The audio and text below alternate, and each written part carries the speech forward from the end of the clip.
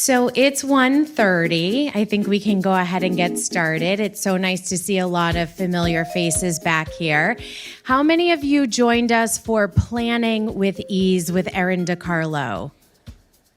That was, I believe, 3 or 2 times ago, so maybe 4 weeks ago. Okay, great. Well, welcome back.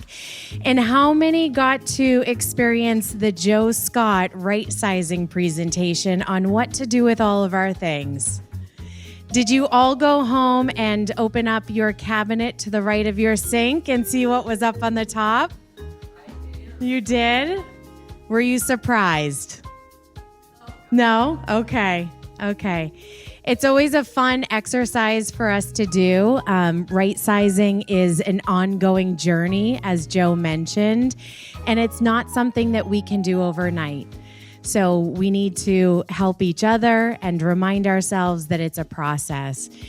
My name is Lauren Watts. I am the co-owner and vice president of Dovetail Companies. Erin DiCarlo is our founder and president. We love coming to the Wellesley Council on Aging. I was saying to Julie, this is her first time here. It just always warms my heart when we walk through those front doors and can feel the energy and the participation here, because we do a lot of these presentations in Council on Aging's, and the vibrancy here is incredibly different. So thank you for joining us today. Just to explain very high level, we are a organization that provides one point of contact for any and all services when you're thinking about making a major life transition.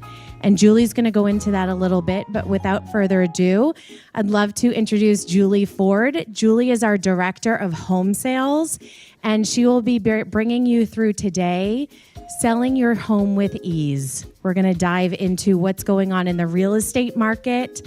As always, we like to have these as conversations. So if at any part of this process you're thinking a question or a comment, please feel free to raise your hand and we'd love the participation. All right? Sounds good. Julie. Hi, everybody. Nice to meet all of you and see this beautiful center here today. Before I dive in, we have a prepared presentation, of course, but I always love to get a feel for who's in the room so that we can make sure that we provide content that's really valuable to you. So just maybe by a show of hands, is there anyone in the room who may be thinking about moving, selling your house in the next year or two? Okay. Anybody on sort of a longer term than that? You're just thinking ahead, getting prepared. Maybe it's 5 years or more in your future. Yeah. Okay. That's very helpful. And then, has anyone in the room sold a house in the last 10 or 15 years? Just one. Okay. Has anyone sold a house in the last 25 years? A few. 35 years? More than 40 years. Okay, yep. So at Dovetail, most of our clients have not sold a house in 40, 50, even 60 plus years. So I hope that you will find that this content today is relevant and helpful to you as you think about your future and the possibility of selling and what that might look like when it's been a very long time since you've sold a house, if ever. Is anyone living in the house, the first house that they ever bought? You are. Congratulations. How long have you been there? Wow, that's amazing.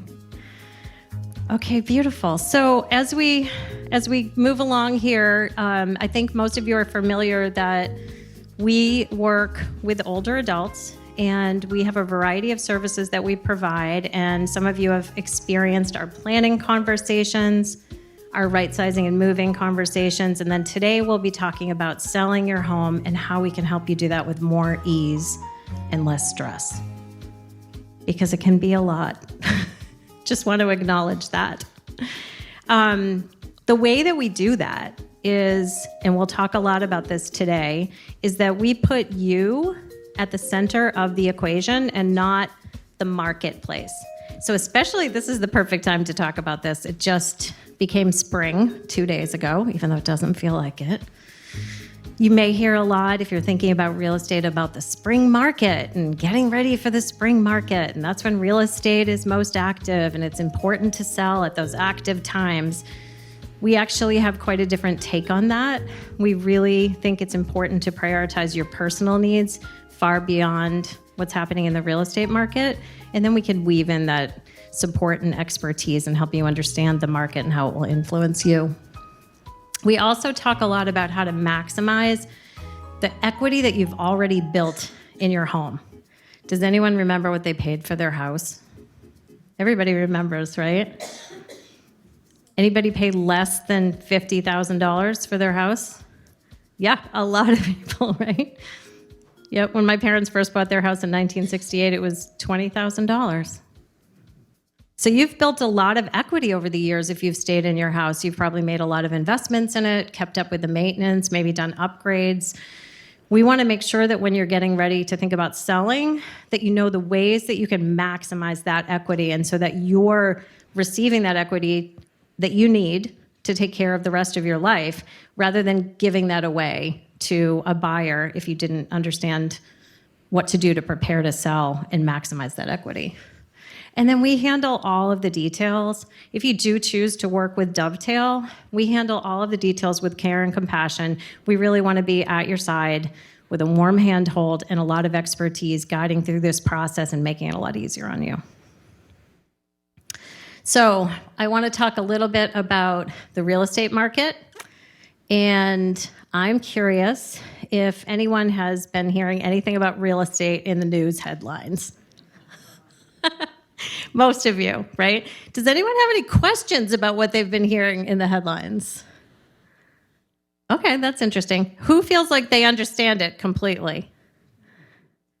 Yeah, even the real estate agents don't think they understand it completely. So, yes? Well, one of the items that seems so confusing, years ago, the interest rate went up, the market would go down. Yep. And it's not happening now. Correct. Maybe it's not happening just in wealthy areas. Yep. But that's an area that It's confusing. Just in case anyone didn't hear that, the question is, what's happening? Why is the market not going down? The home price is not going down when the interest rates are rising up. And this is essentially what the Fed's been trying to do, controlling inflation, including home prices, by raising the interest rates. It's not really happening. Yes? I hear in the news media that also it needs to build like crazy. Yep. So the shortage of homes could be the reason. These two things are directly connected, the shortage of homes. So we still have an incredibly low inventory of homes. And I'll get to this data point in a moment, but in Massachusetts in January 2024, there were fewer homes for sale than there have been in 20 years. So despite the fact that it's getting much more expensive for buyers to buy homes because of both the rising prices and the rising interest rates, there's still a very high demand because there's so little inventory. So are some people, quite likely your grandchildren, feeling locked out of the real estate market right now and wondering when they'll ever be able to afford to buy a home? Definitely yes.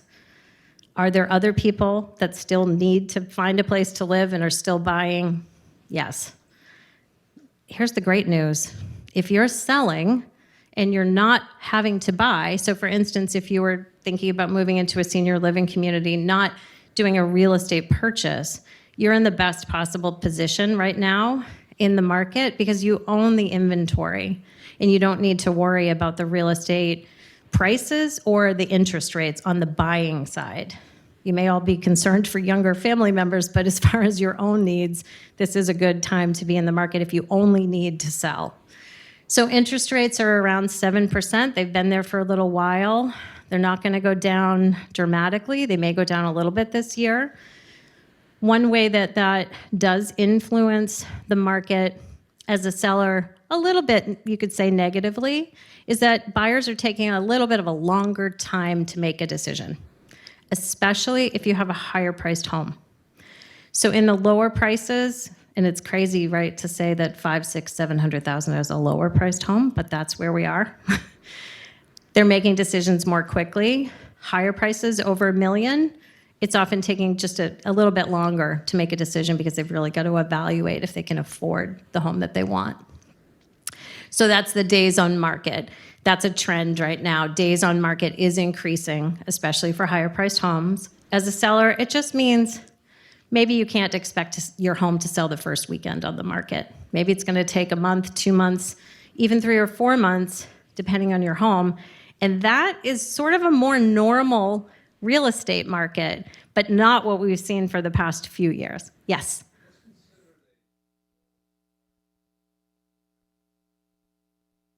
So as of last night, can anyone guess what the lowest price home on the market is in Wellesley today? $1.5 million. That's the lowest price single family home. The average for Wellesley last year was about $2.25 million. Yeah. Yes? I don't have that off the top of my head, but I could look it up for you. I'd be happy to share that. Yeah. But Wellesley in general, much higher price than a lot of the surrounding towns.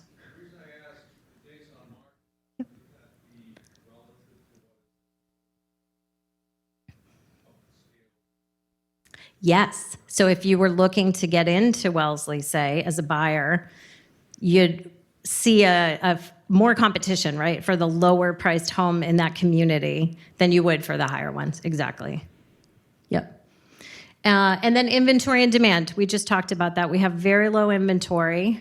There's 2 really big reasons for that. One is all of you are staying in your homes longer, right? Everyone's staying home longer. We have better health care. We have more technology. We have a lot of ways that make it more comfortable to stay at home for a longer period of time. So houses aren't turning over as fast as they once were. And then the other is that I've lost my train of thought. What's my other reason for the inventory being so low? Oh, interest rates. So senior moment. It's real. I'm 55. It's happening. Thank you. So yeah, interest rates. So if you were like me, you might have refinanced your home in 2021 and you had a 2.75 interest rate, which I do now. And I look around and say, even if I wanted to downsize, it's a little early, my kids are still in college, it would be more expensive for me to buy a smaller house right now. So there's a lot of people who either bought at a very low interest rate or have locked into, refinancing at a low interest rate, and we're not selling. That also is creating an inventory problem. So we talked about some of this a little bit. This is Wellesley specific information. Just to give you a trend idea, the number of sales fell 12.5% in February 2024 compared to February 2023. Sales are down for exactly the reasons I just mentioned, largely because of refinancing and lower interest rates previously. Median sales price was up 23% year over year. Cumulative days on market, this is important, up 78%. So this is that buyers taking extra time to think about their purchase. And current inventory, 24 family homes on the market, and average current list price, $3.6 million. Just to give you an idea of the rest of Massachusetts as a whole, average home sale price was up 9.4%, number of homes for sale down almost 15%, and cumulative days on market were down 7.5%. Those are those lower priced homes. So on average price in Massachusetts for a home is about $585,000. Those homes are selling a lot faster, and you can understand why. And I skipped over the top data point, which I had already spoken about. We have the lowest inventory we've had in 20 years. Okay, the real estate headlines.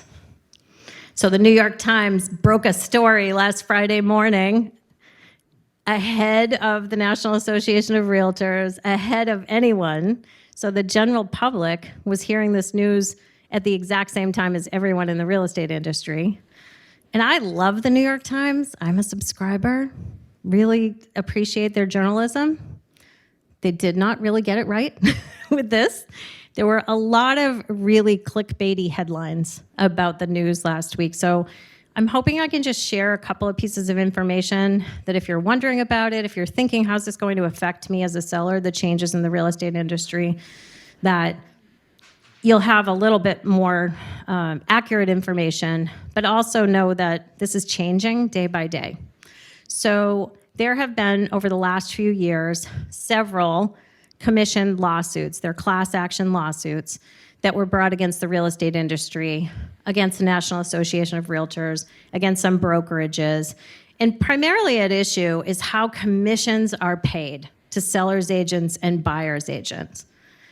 And if it helps, the little bit of history on that, and I don't know, you might all remember, back more than 30 years ago, we didn't used to have buyer's agent. There was just real estate agents, and they just listed your home, and no one represented the buyer. And about 30 years ago, the industry created buyer's agents to represent the interests of buyers. And if you were a buyer, that was a really good thing because you had someone representing your side of a transaction. I spent 20 years of my career in affordable housing, developing education programs for organizations that taught more than 10,000 first-time home buyers how to buy a house, the support that they needed, the education that they needed. So buyer's agents did a lot of good, but the way that that was arranged was always confusing to the consumer. So how did they get paid? They kind of got paid from the seller's side.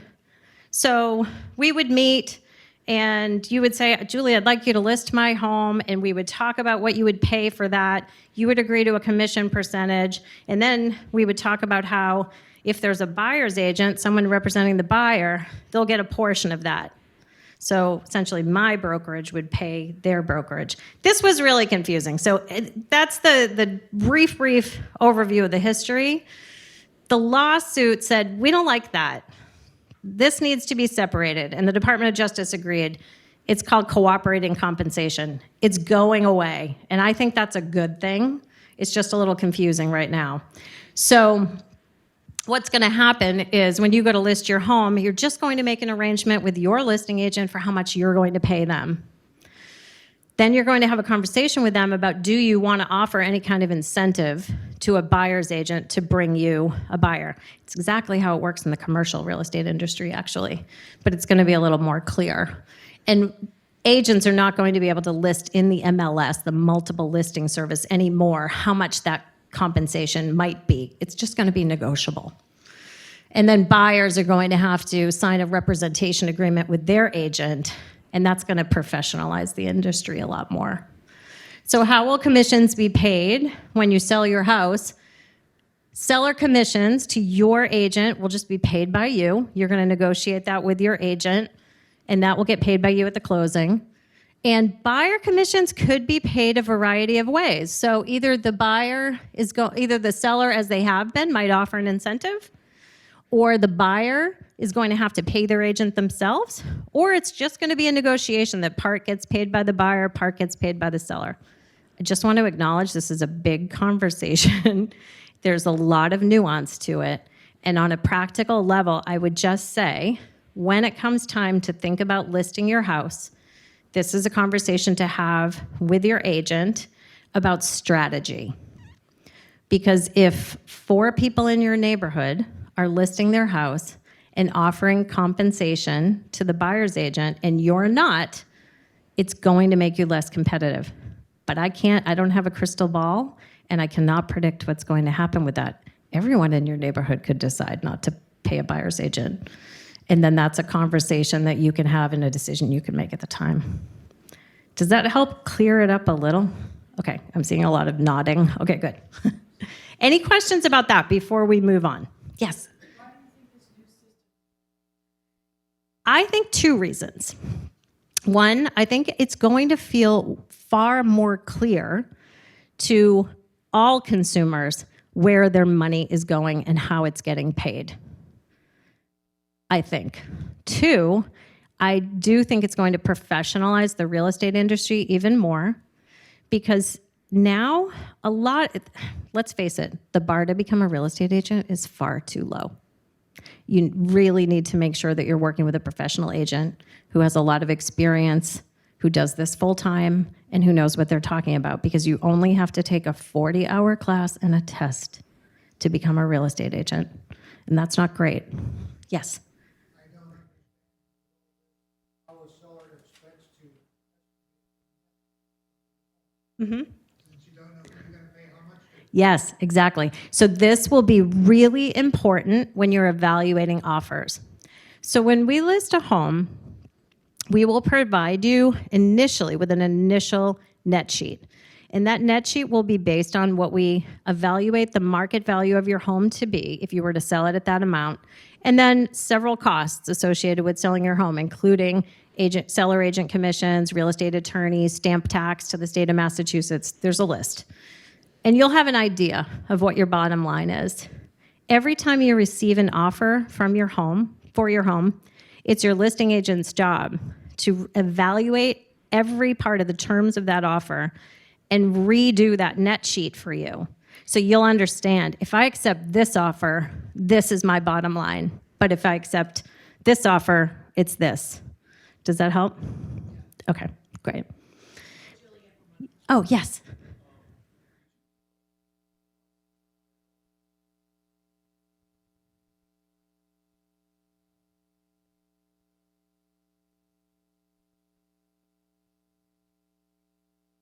Yes. Yes. Yes. Okay, let's do this.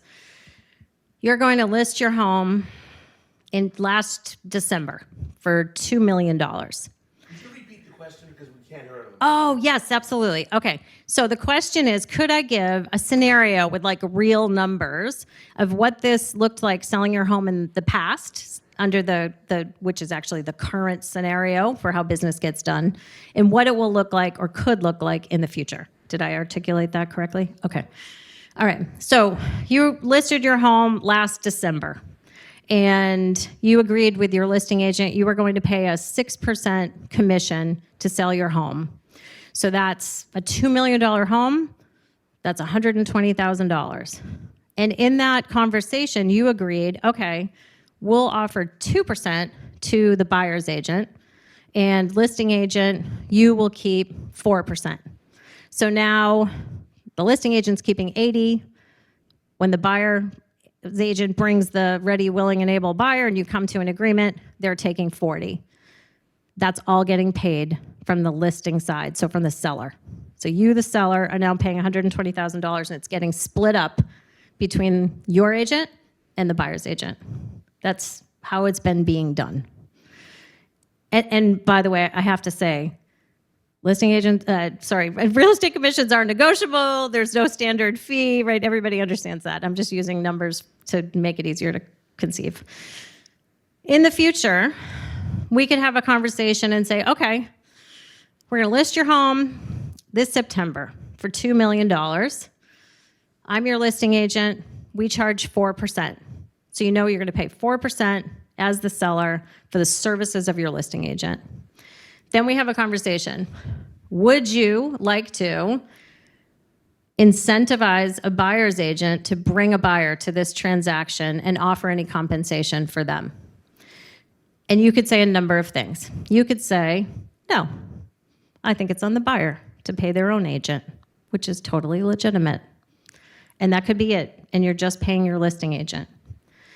Or we could, and we would, look at all the sales of the homes in Wellesley, everything that's actively on the market, and we're going to find out. Laura and I will be making phone calls and finding out, are they offering any compensation to the buyer's agent? And then we'll come back to you and say, almost everyone is offering 2% to the buyer's agent. And you'll say, well, that might make me more competitive if I did the same thing. And you may decide to do that. Or you could say, you know what, Julie, let's cross that bridge when we come to it. Let's see if a buyer's agent puts in an offer and says included in this offer is payment to my firm for $30,000, $20,000, whatever it is. And you could just evaluate, just like we said, with redoing the net sheets, is this a competitive offer for me? Is this the offer I want to take? Because you, as the seller, you just want to look at your bottom line and see which offer is going to bring you the greatest profit on the sale of your home. Does that make sense? Okay. You're welcome. Yes. with their own agents? It's a very good question. So the question is, how many potential buyers come with their own agent? Most do. I will tell you, even before this news last Friday, I've already seen a trend in unrepresented buyers. 2 out of my last 3 closing in the last couple months have had unrepresented buyers. So here's something important to know. We do not at Dovetail practice dual agency. So what does that mean? We only represent you, the seller. We do not represent the buyer for your home. We don't believe in that. We don't believe we can give you our loyalty, our fiduciary commitment to uphold the transaction in your best interest if we're also representing the other party. It doesn't make any sense. So we don't do that. However, you could have a buyer for your home that just doesn't have an agent, in which case they're allowed to do that. A lot of times they'll have a real estate attorney write the offer for them, but they're basically on their own. They would be unrepresented. What's going to happen in the future with that? I think we're going to see more unrepresented buyers. Don't quote me. Again, I don't have a crystal ball, but that would be my guess. Yeah. Because they don't have to pay them, right? Yes. So in that particular example, where everybody's, Yep. in that case, all of the 6% goes to sellers, agent, nothing to the other. No, not necessarily. So what you're going to find, I think, is that... What you're gonna find, I'm saying how it has been.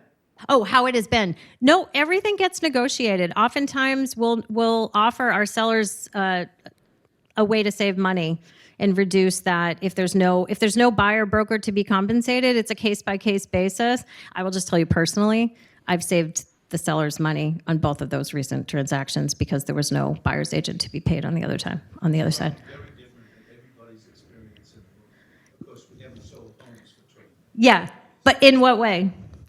It was only 6%. Right. Okay, and so what I was trying to use as an example Mm-hmm. is that the seller would be paying the agent 6%, and without a buyer, without an agent. It could be. So he was talking about if there's no agent representing the buyer, would the listing agent essentially make more money? Yes, they could, or they could renegotiate with the seller to save the seller some money. I will tell you it's more work for us if there's an unrepresented buyer. We have a lot more to watch out for. Unrepresented buyers can really be a liability, so that's something to be cautious about. Yeah. Any other questions? Yes.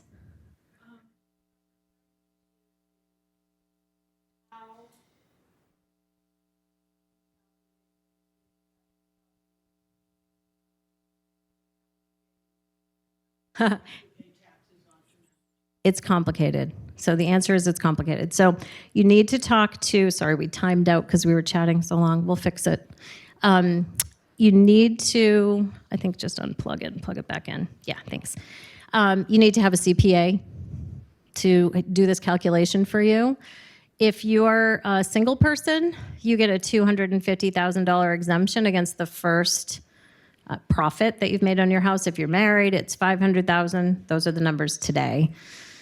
And then it's a calculation. And then, sorry, backing up to that, if you're widowed, there's a certain period of time, I think it's 2 years, but don't quote me, that you can sell the house and still like maintain the higher benefit. So that's something to think about. That's hard to think about because you're meshing the financial and the emotional, but it is a real thing. And, oh, sorry, go ahead. Okay, so, and I put a substantial addition on my house. Yep. And other, what is the Massachusetts rate now? On capital gains, I think it's 15%, but don't quote me. Sorry, that's not my, about 15, I think. But how that, like doing your addition, so she was saying she put a substantial addition on her house. All those things contribute to your cost basis. So that's a calculation that you've got to keep good records on, for one thing, and then talk with your CPA about so they can really make sure that everything you've invested in the home reduces what you owe when you sell. Yeah, because if you have a high value home, you're going to run into capital gains. Yep. Well, that's a good question for your CPA. She's asking if maintenance counts. I don't think so. Okay. Oh, you know for sure it doesn't. Are you a CPA? No. Oh, okay. You've been through it.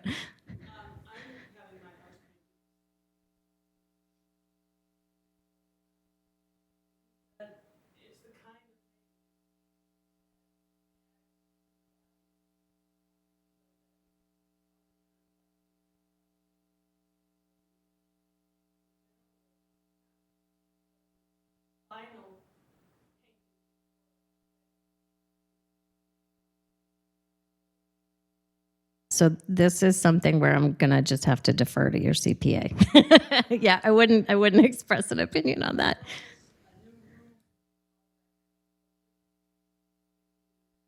Yeah, make sure you have a good CPA. Yeah, so when you're ready to calculate that, you're getting the correct information and not getting in trouble with the IRS because nobody wants that.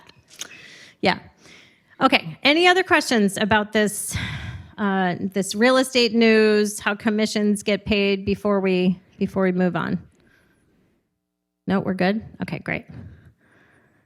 As you can see, when we were preparing to meet today, I said, oh, we have to add a couple of slides based on the news last week. Okay, so when we talk about selling your home, we would like to introduce this idea that you may have heard Erin and Joe, if you were here the last couple of times, talk about, and that's this idea of moving first and selling later. Why? It is so much less stressful to sell your house when you're not living in it. There's a lot of questions about how to do that. We're going to talk about them a little bit more, and Erin may have addressed those at the planning workshop as well, because there's financial considerations, obviously. But we always like to know that you know where you're going and what your plan is moving forward, and that you're thinking about that and how you can get there, and we're here to help with that too. And then think about clearing out and selling your home. Your home will sell for more money and more quickly when you and your possessions are not in the home and it's been prepared properly for sale. But honestly, that's the least of it. Living through a listing and strangers coming in your home when you're living there is no fun, especially if you have a high value home and it's going to be on the market for a little bit longer. You'd be living through months and months of needing to have your home prepared for showings at the drop of a hat. No fun. Okay, so how does it all start when you're thinking about selling your home, you're thinking about meeting with a listing agent?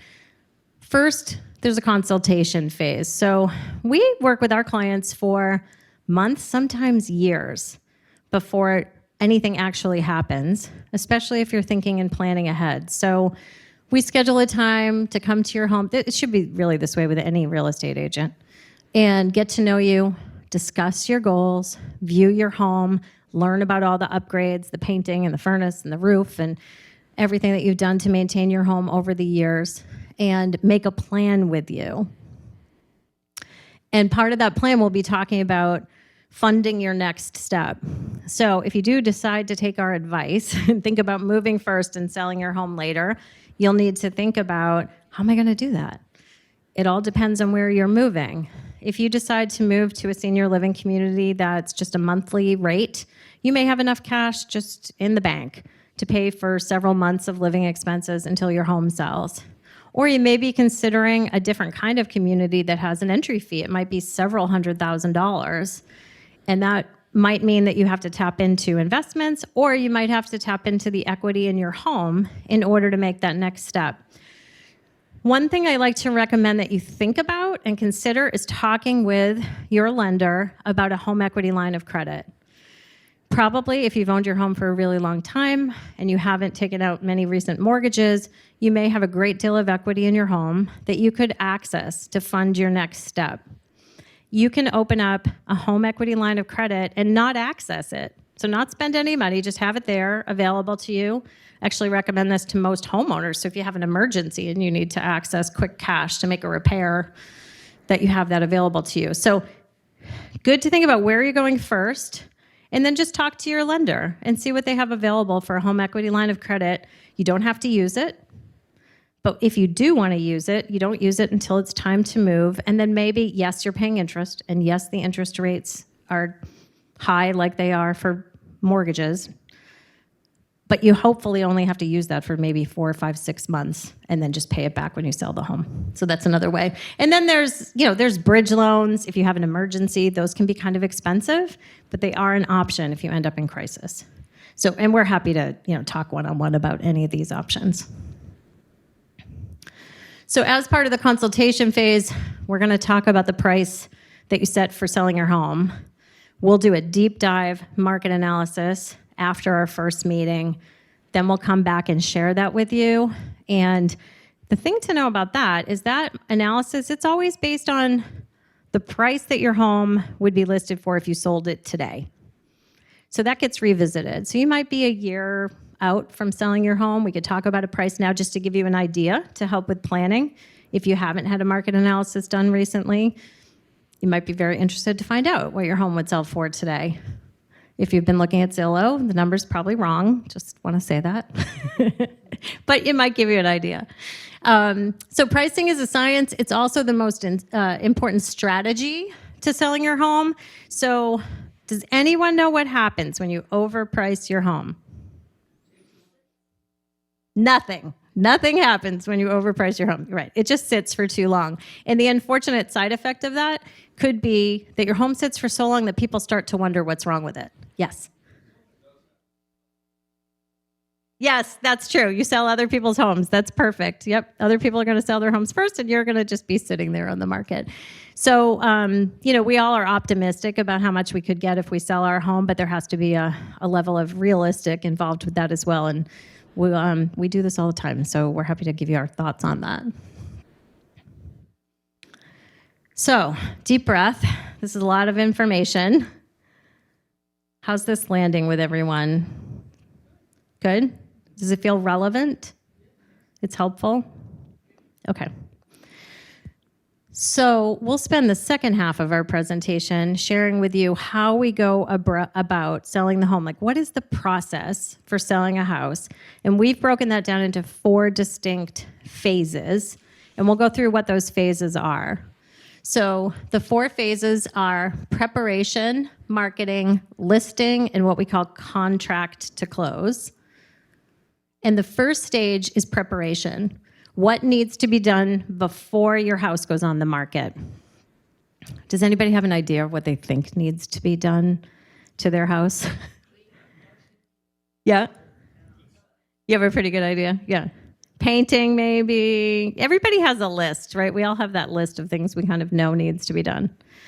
I do want to say, yes, it's helpful to do certain preparations before selling your home, but I really want to say it is a case-by-case basis. And I have many times met with sellers and advised them not to do something they were thinking about spending money on doing. If we can't see that you're going to get a return on investment or that it's not going to help speed up your sale, it's not worth spending money on. So, if you just always wanted a beautiful bay window over your kitchen sink because you always wanted it, that doesn't mean that it's going to matter to buyers, right? So we can meet, talk about those things, and give you an idea of, for your specific home, what are the important investments to make? Yes?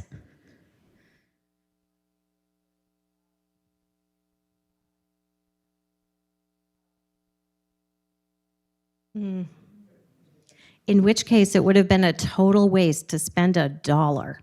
Yeah, exactly.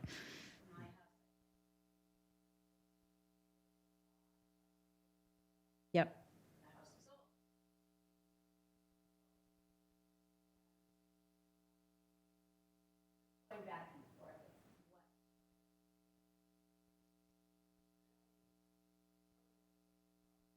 Correct.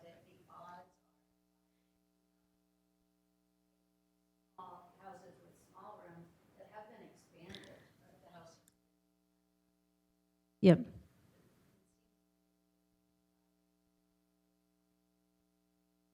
Could be, and also if your neighborhood has been turning over into a neighborhood of totally different types of houses, that's a good indication to us. That's data, right, that we need to evaluate what's the highest and best use of this house or this land. That's why it's so important to do an individual analysis so that you're not, I mean, what a shame that would be to go get your floors refinished and then drive by 6 months later and see someone was tearing your house down, right? That's money that you didn't need to spend. Yes. Mm-hmm. It's a plus for the right buyer. There are fewer buyers for that house, but the right buyers are going to love it. So selling an antique house, my experience is it usually takes a little bit longer. It will depend especially on the maintenance that you've invested in it, but it can be super desirable to the right buyer. You just have a smaller pool of people who are willing, because if you live, how long have you lived there? It's a commitment, right? To live in an antique house. Yeah, some people are ready for that, some aren't. Yes. Oh, sorry, Lauren. Previous comment, go with builders. Yes. Yeah. Yep. If you knew your house was going to be torn down, you could represent the seller on that. Correct. Yeah, so we work with builders, investors. The one thing we don't do, and I just think this is really important to know, is we don't flip houses because we find that's a conflict of interest. As you can imagine, we work with a lot of people who've owned their house for 40, 50, 60 years. So a lot of them are candidates for investor buyers. We don't get into that. We just represent our clients who are the sellers. But we can bring in, and we often do, investors that we work with all the time that we have a great relationship with, who, if we even tell them this, we're like, you're not going to get to buy this house. We're going to put this on the MLS so that this seller gets more eyes on this house. But could you please come by and tell us what an investor would pay for this house? And they do that for us. You were going to say something, Lauren? Oh, thank you. Yes. Thank you. I have to remind me to repeat your question when you ask. Any other questions? No. Oh, yeah. Anything for just giving an evaluation? No, our initial, so she's asking, do we charge anything for our evaluation? No. We always offer a complimentary consultation. That includes a first meeting to meet with you to see your home, and then to come back and review the market analysis that we've prepared for you. And then we can talk about what it would be like to work together and if you want to move forward working together. Yeah, it's 2 meetings. Yep. Yep. It's often more. Yeah. Yeah, it's often more. Yep. Which is fine. So we've talked about most of this. When we meet for your initial meeting, we'll talk about updates that might be needed, prepare your comparative market analysis, talk about price expectations, do a net proceeds sheet, an initial one, make a plan for any upgrades and preparations for sale, execute the plan. So at Dovetail, we manage all of this for you. We work with a company called Curbio. They are our renovation partner. And what they allow us to do is have a licensed, insured general contractor. We have Larry Good is our guy. He oversees all of our projects. And this allows you to have professionals always available and to carry all the costs for any upgrades to the closing of the sale of the home, so you don't have any upfront costs. But more importantly, we manage all the details of that for you, so it's not overwhelming and time-consuming for you. I just want to share a couple of before and afters that we've had good success with. So this was a house we sold about a year and a half ago. That was a very well-loved family home, but anybody want to guess what year it was when they picked the wall color for this house? Yeah, it was the 80s, maybe the early 90s. Yeah, so it was a beautiful house, but this paint color wasn't in style, although it's coming back. Dark walls, you may have seen.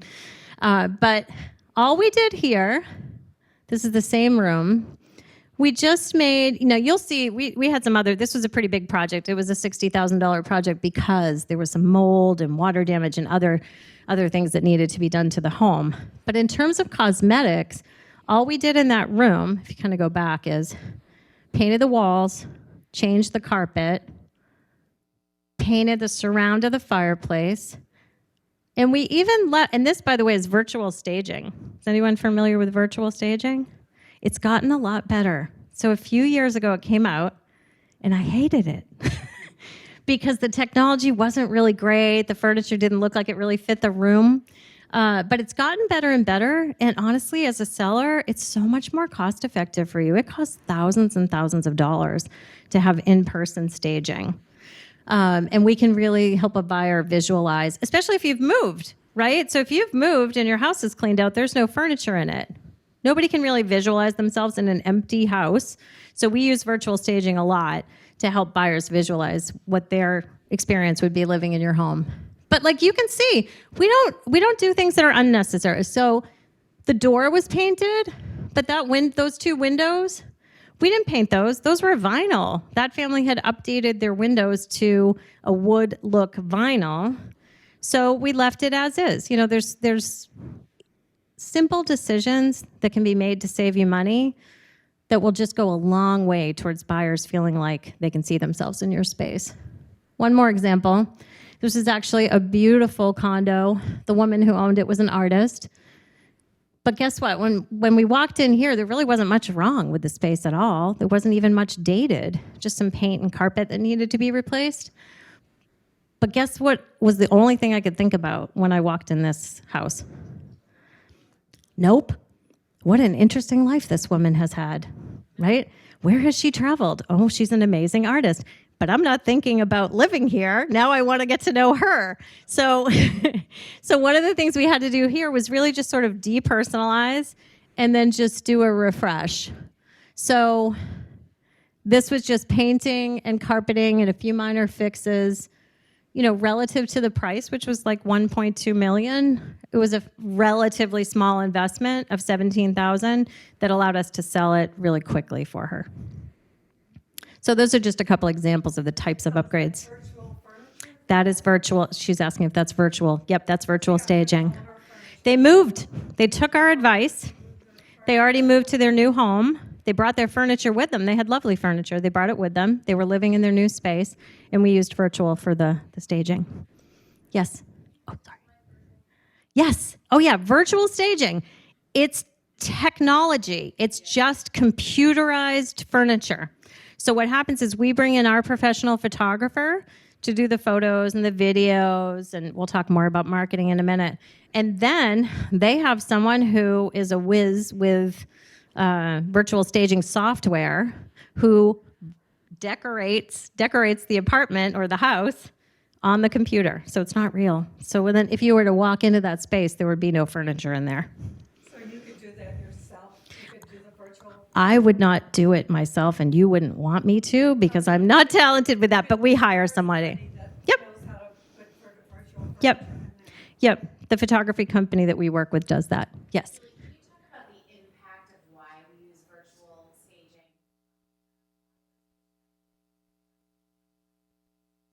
Oh, yeah. I mean, so these days, when someone's going to look at a house, where's the first place they're looking at it?